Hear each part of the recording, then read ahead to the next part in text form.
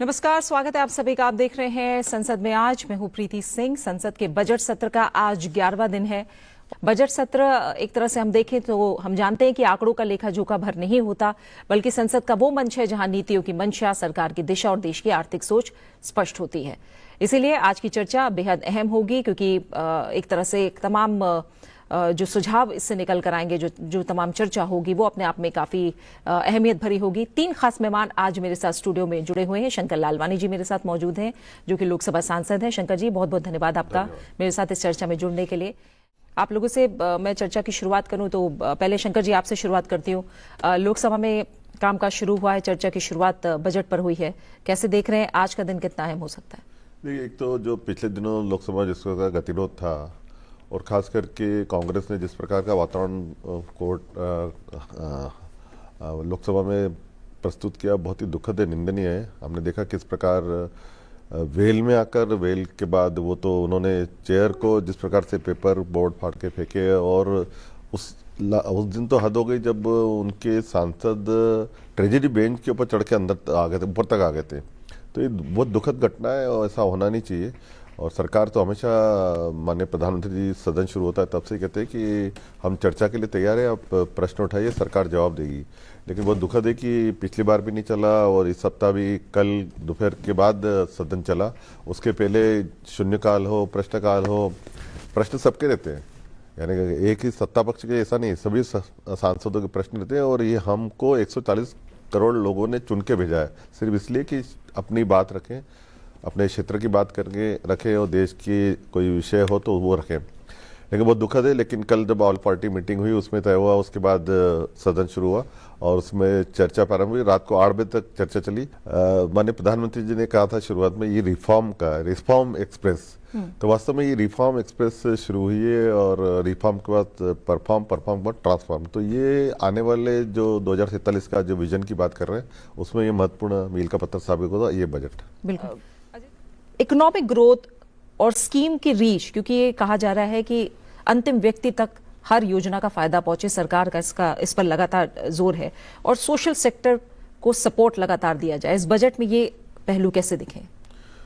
देखिए, अगर हम पिछले 11 वर्षों का लगातार जो मोदी जी के नेतृत्व में जो बजट पेश हुआ और ये 12वां 13वां है, तो उसमें किस प्रकार से आर्थिक रूप से जो कमजोर वर्ग के लोग हैं वो उनका रहन सहन बेहतर हुआ है। और महामहिम राष्ट्रपति जी के अभिभाषण में भी हमने देखा कि उन्होंने बताया 26 करोड़ जो लोग हैं वो आर्थिक रूप से बेहतर हुए हैं। तो ये दर्शाता है कि जो नीतियां हैं माननीय मोदी जी के नेतृत्व में वो लगातार कमजोर वर्ग को बेहतर स्थिति में लाने के लिए कर रही हैं। और यही नहीं, सामाजिक स्तर पर हम देखें, जो स्वास्थ्य के क्षेत्र में हम देखें कि करोड़ लोगों को आयुष्मान कार्ड का लाभ मिला।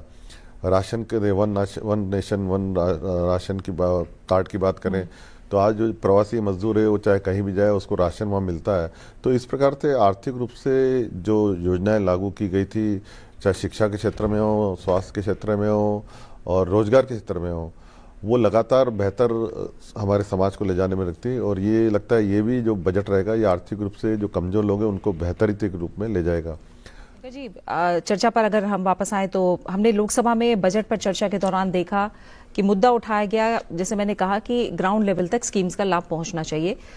रूरल और अर्बन डिस्पैरिटी को लेकर भी कुछ सांसदों ने अपनी चिंताएं जाहिर की हैं कि इस पर ध्यान देना चाहिए।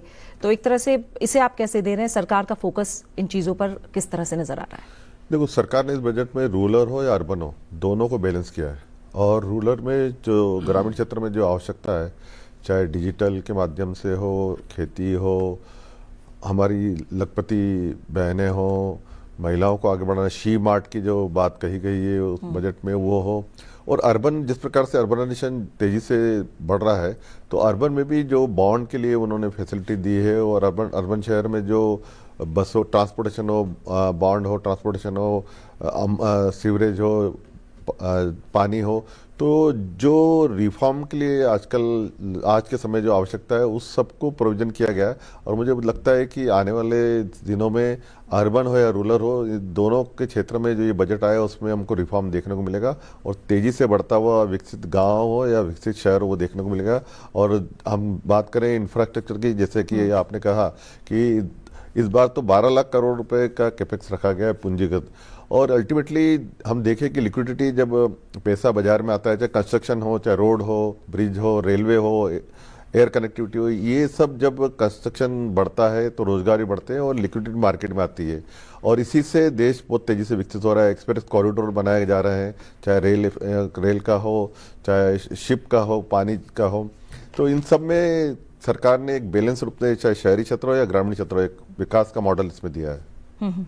ठीक है। और बिल्कुल। और आखिर एक राउंड में अगर प्रश्न करें शंकर लालवानी जी, जैसे हमने बात की, प्रश्नकाल भी अपने आप में काफ़ी अहम है, सुचारू रूप से सदन की कार्रवाई चले, क्योंकि 13 तक है और खासतौर से बजट से जुड़े ज़्यादा कामकाज होते हैं इस सेशन में। लेकिन संसद का सही से चलना, प्रश्नकाल शून्यकाल का बाधित ना होना, ये कितना ज़रूरी है?